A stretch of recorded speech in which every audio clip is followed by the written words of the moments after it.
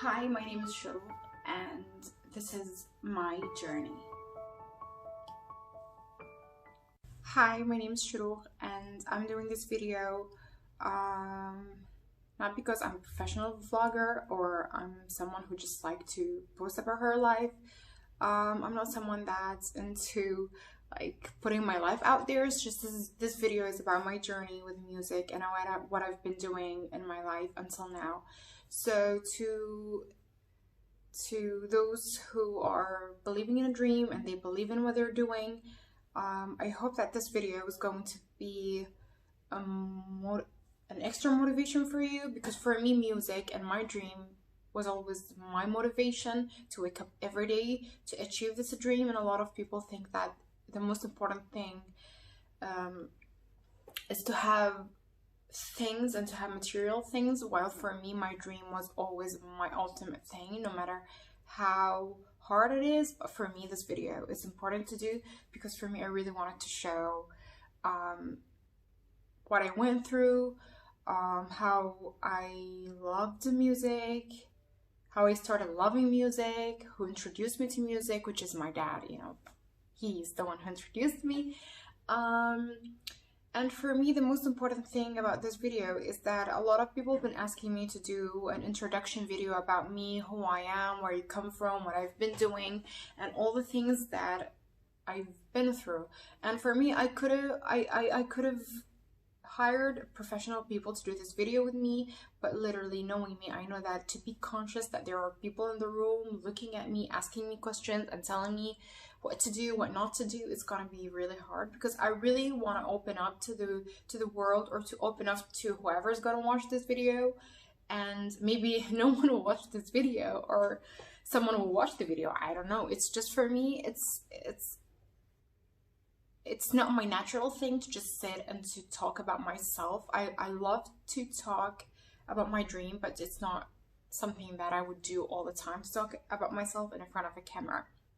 So this video is about my journey until now, and what I went through, where I've been, what I did, and from Beirut to London, Bahrain, Beirut, London, Los Angeles, and who knows where else. So it's all started when I was young and I loved music. My dad, he's the one who introduced me to music. He's the one who made me fall in love with the music. And as a young girl, to have a dad like mine, who inspired me to be a strong woman, a strong child, to be a strong person. He's someone that not only introduced me to music, he's someone that showed me all these amazing strong women in the music industry, and that's when I literally fell in love with the music. So for me, doing this video is important because I might be the only one that in the Middle East that is still, like, after 10 years, still trying to make it.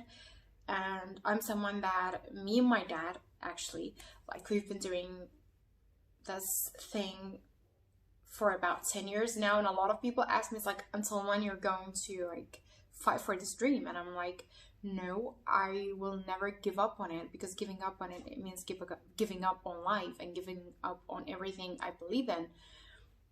And to be honest, the other option is to live a mediocre life, and knowing myself, I know that I will be a miserable human being, because giving up on my dreams, it means giving up on life itself. And it's something that I've learned from my dad and someone like Oprah. She's someone who changed my life, along with my dad. I don't believe that the other option is something that will make me happy. And I think that I'm someone with this big dream and big ideas. I'm someone who's creative. I'm Sagittarius, so knowing if you know any Sagittarius in your life, or if you're Sagittarius, you know that Sagittarius, they don't give up easily. So that's where, for me, here I am doing this video. So a lot of people ask me, do you believe that you achieved your goals? Of course not. It's short, and immediate, no, I didn't achieve my goals because my goals are bigger than mine. And since I was a little girl, I always thought that I'm not the kind of girl that she accepts a mediocre life. I always love to be the boss. Like whenever I play with my brother, I will be the boss and I will ask him to do things for me.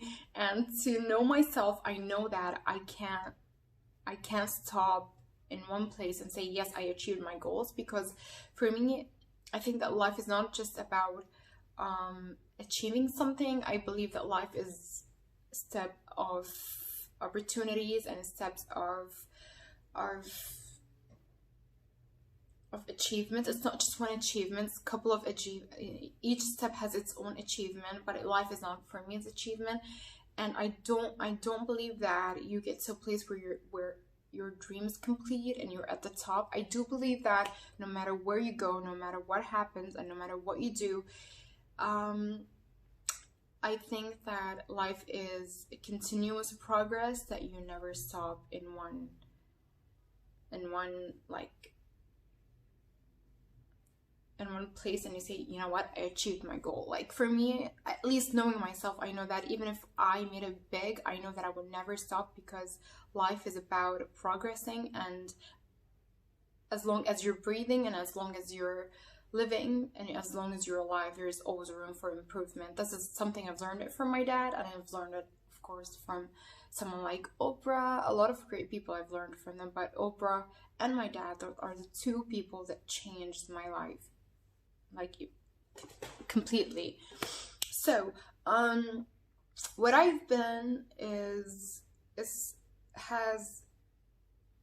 been taught me a lot of things. Like from Beirut, I've learned how to let go of those who want to bring you down, and how to let go and to separate yourself from the noises. It took me a lot to learn that lesson. It took me a lot that along the way you will face people that they will bring you down. You will face people that they will bully you, troll you. They will make you feel that you're not enough. There are people who will throw you with hate, and there are people who will be there by your side, encouraging you and motivate you. So that journey maybe shaped who I am today. Like that journey in Beirut, like literally changed who I am and made me stronger, and made me more open and more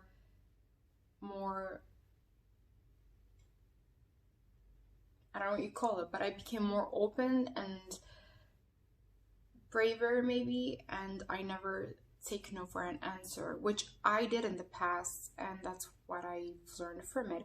To be honest, to think that that journey was hard, yeah, it was hard, but at the same time, it taught me how to be me all the time, even if I'm not feeling myself. In that show, literally, in that reality show, I literally shut down and I came across as shy, and I'm not willing to participate in the competition. But for me, because I'm someone that when I feel uncomfortable, I can't open up, and I can't participate in something that will turn me into someone I'm not. So that's why maybe it took me this long to be where I want to be, because I'm someone that I will never let go of who I am, how I speak, how I dress, how I think. So for me, it's something that I will never let go. And it's if I learned one thing, is that if I feel shy, I'm not embarrassed with it. I'm not embarrassed with it. I'm not ashamed of it. Believe it or not, I started to accept that being shy is a beautiful thing. You don't need to be ashamed of being shy. Again, something else I've learned is that you don't need to fake it until you make it. And it's something I've learned it through the way, because a lot of people, the minute they have lights on their face and there are cameras, they literally change, or they become someone else, because they believe that you need to create a drama, or you need to create a lot of like stories for you to be seen. And for me, it's something that is not me, and absolutely I will never do it, because To be someone else, it means that you're selling yourself, and then when you're alone, or when you go to when you go to bed at night, you kind of take out that mask and you live your whole life with other character around people, and then when you come back home, you're literally a different person. So for me, what I've learned is that to never be ashamed of myself, to never be ashamed of my real self. Like, I'm shy, that's just who I am. I'm not ashamed.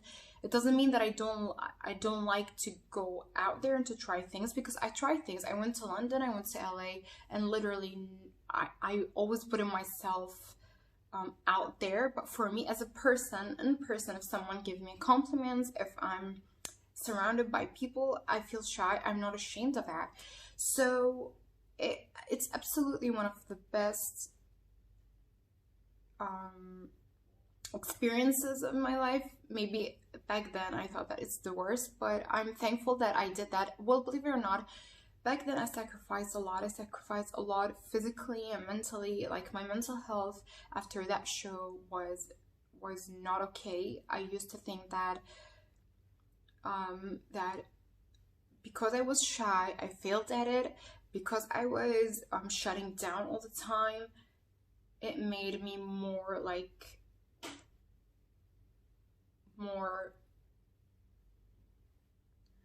unactive, or I didn't like connect with everyone, and I felt like everyone saw me as, oh, this little girl, she don't know what she's doing, she's so shy. I didn't know how to communicate, and that thing took a toll on me, because during that time I went through a lot of like extreme of situations where I faced bullying, trolling, and back then we didn't have social media. We didn't have Twitter, YouTube, or Facebook. Nothing from these things that we have today were there. So, but again, people made sure that I would hear what they were saying about me. And some people will tell me in my face, like, about my color, about my talent, about my voice. People would always make me feel bad about myself just to bring me down. And I remember, like, coming out of that show, yes, I had moments where I thought that I wish I didn't go, because I didn't realize that I had depression until I went out of that show. I didn't know that I had anxiety because of that show, because when everyone said that I'm too shy, I'm feeling uncomfortable, I'm crying all the time, people thought that me being like, this is not for me, this area is not for me. So for me, I had to always remind myself that stop crying, stop being shy. And this thing kind of gave me anxiety, because now every time I'm out there, I have anxiety of like what people will think of me, what I should do, should I cry, should I not, I'm shy, people are not gonna like me, and all these things. And to come from a place where it's from a conservative region or society, it absolutely had an extra like effect on me, because a lot of people thought that I should not be on that show at that time. A lot of people thought that I should be out of it, and a lot of people thought that as a woman, as a girl, you should never participate in something that is shameful. And to add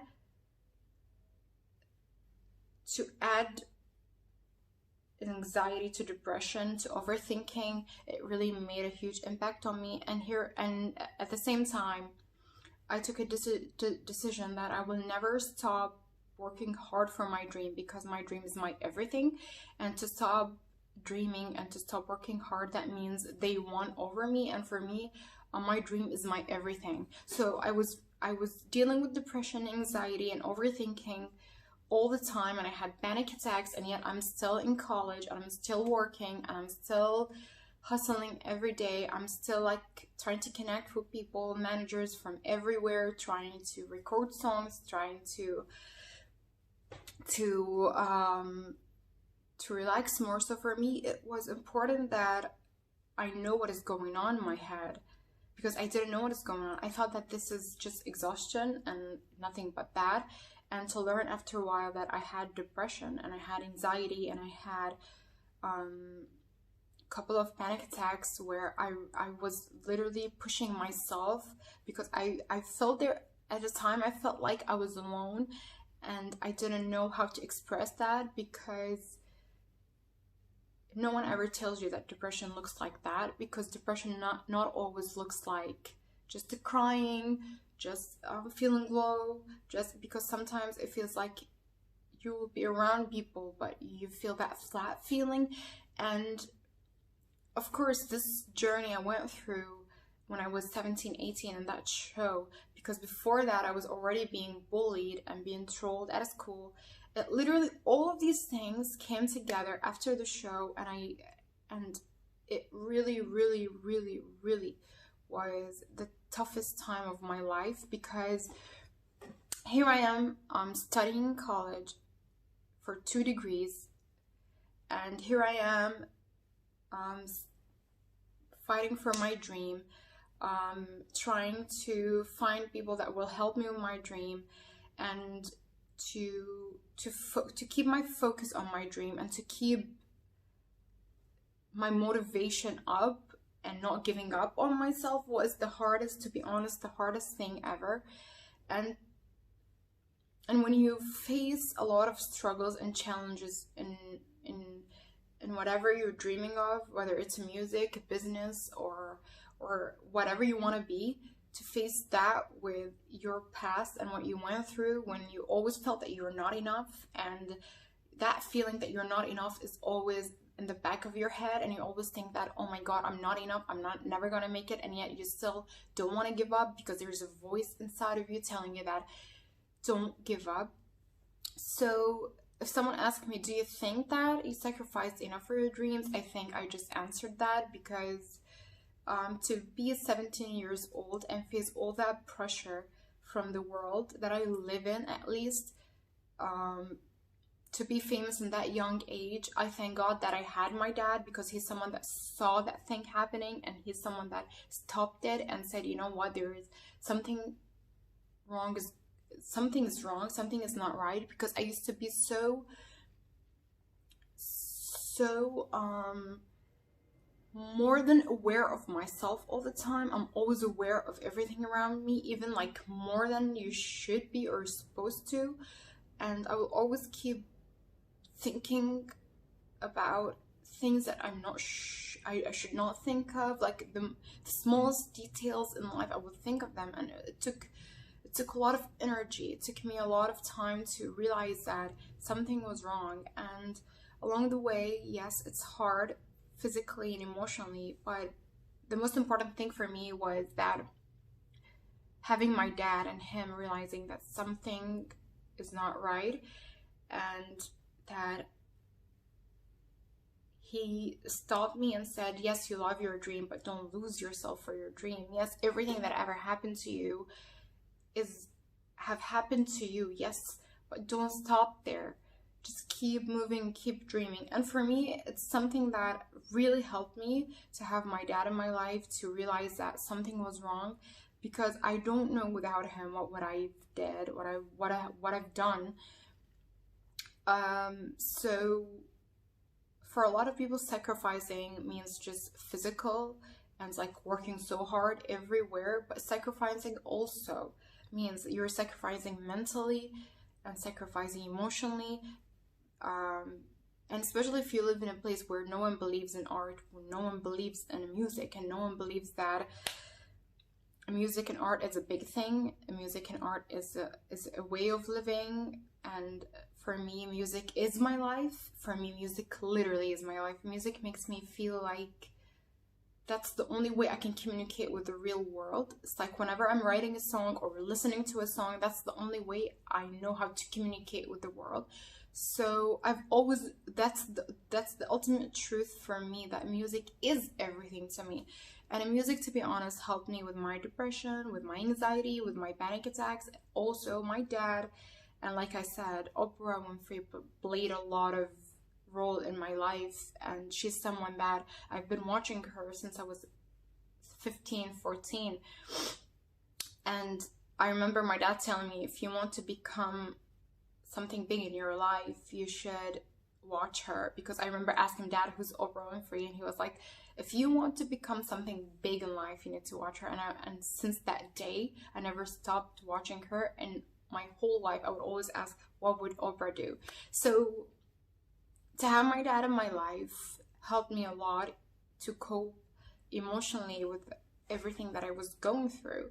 So to say that it's easy, no, it's not easy. And to say that I didn't sacrifice, it's unfair. I sacrificed a lot. And from Beirut to London to LA, there's a lot of stories that happened to me. I met people that they lied to me. I met people who made me feel like I'm not worth it, and without them I'm never gonna make it. And there was a time when I had to take a decision whether I let them take all the decisions and make all the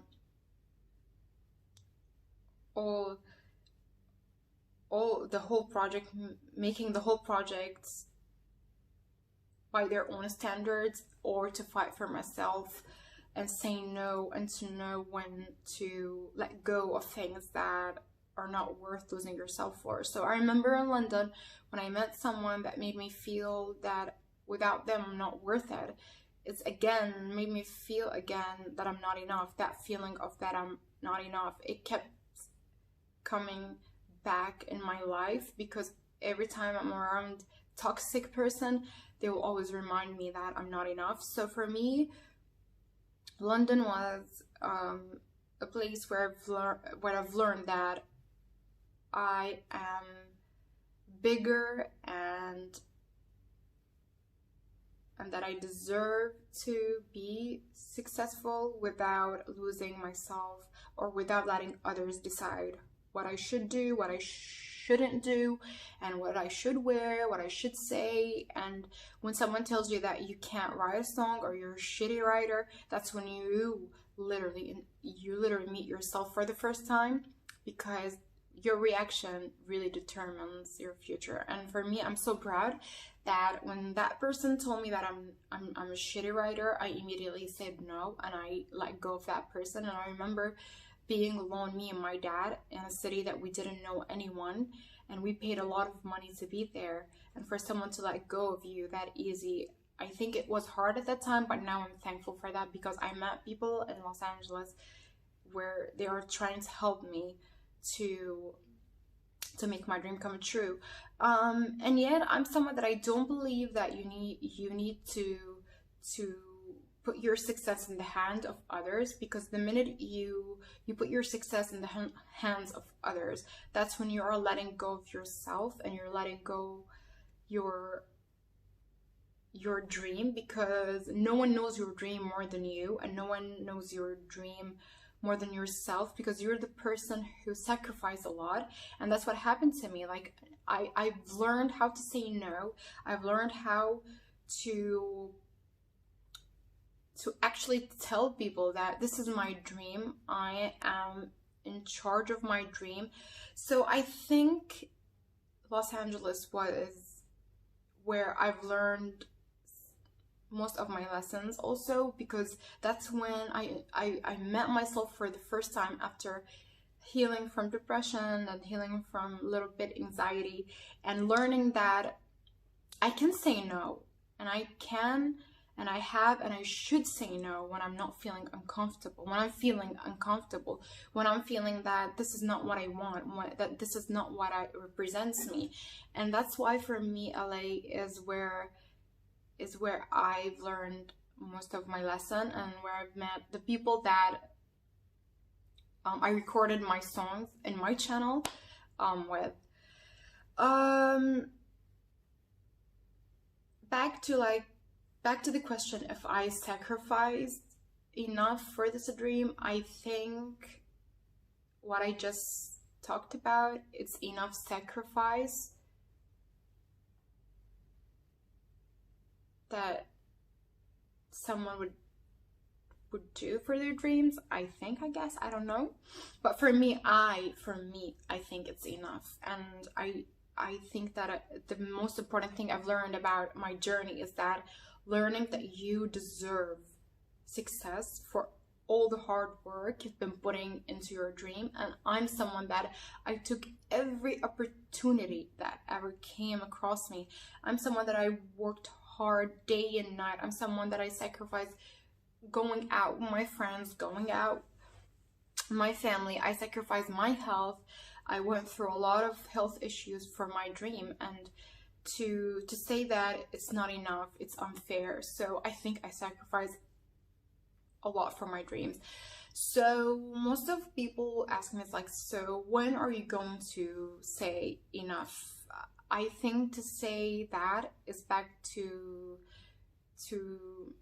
that option, that the other option is living a mediocre life, and to accept that I'm never gonna make it, and that Hollywood is so far and the music business is so far that I can't make it. I don't believe that great people ever believed in that.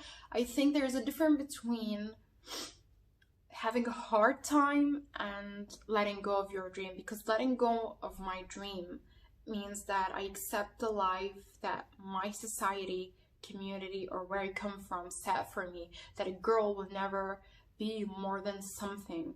I would never be more than what I'm supposed to be. So for me, to let go of my dream, it means that I gave up on life again. I just said at the beginning of this video, is that to sacrifice my dream, it means I've let go of life, and now I'm just living and breathing, and that's it. So it's important for me to remind myself all the time why I started and why this dream is worth living for. So that's why I'm never gonna let go until like a big sign from the world telling me that this is not your call. Because all I remember since I was a little girl, music is the only thing that ever made me feel good about myself, and it's the only thing that made me heal from not the only thing, but it's the 50%, 60% of me healing is music, and the others is books and football, cooking, you know, these things that I was doing to let go of my dark thoughts.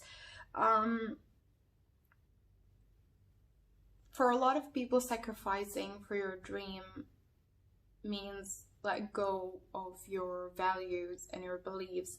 And along the way, there were people who asked me to give up some things for my dream. A lot of people asked me for things that I would never, ever, ever lose myself for those things they've asked me. Because to lose yourself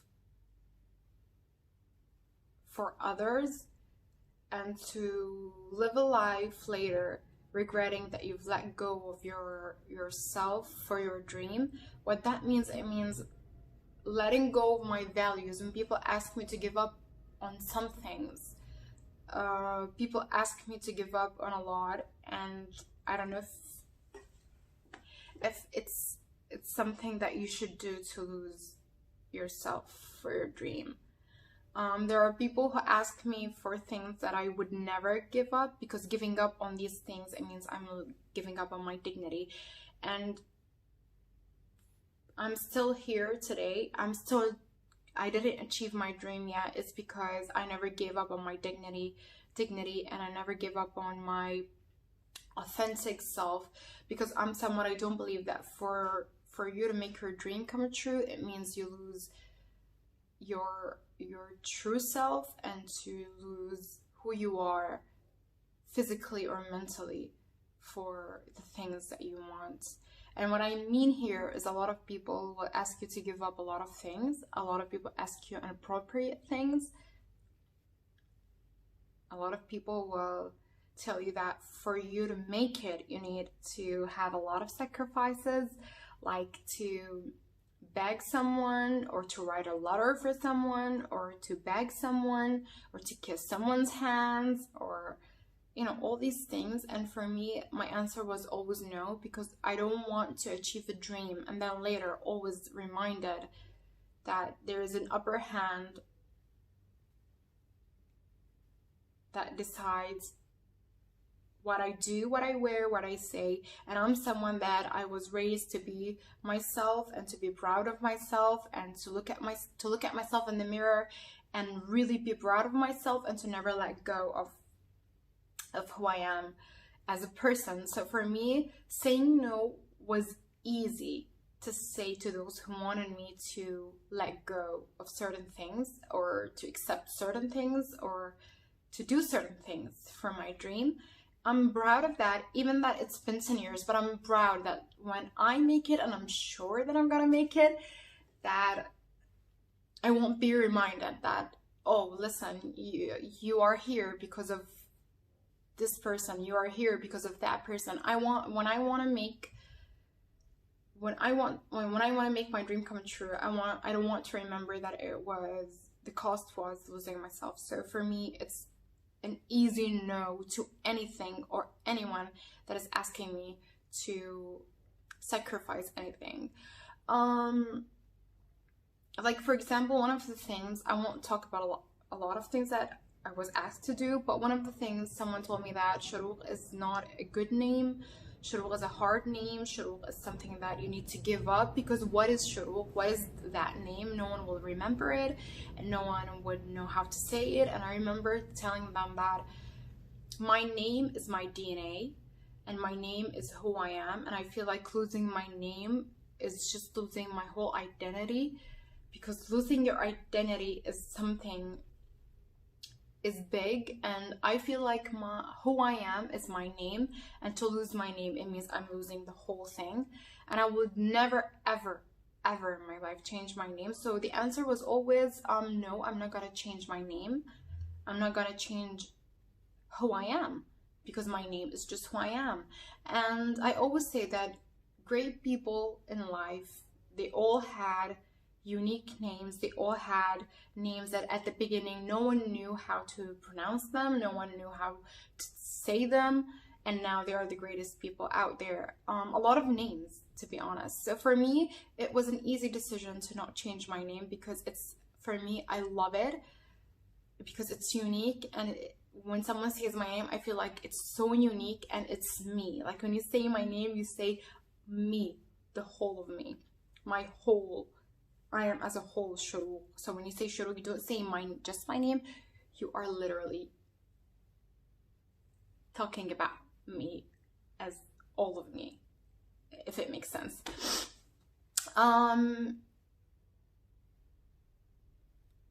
Yeah, I mean, I guess this is my journey, and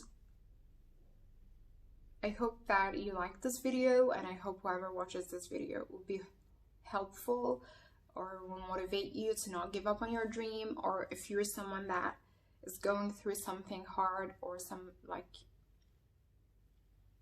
you're someone who's fighting for your dream, keep dreaming, don't give up, and ciao.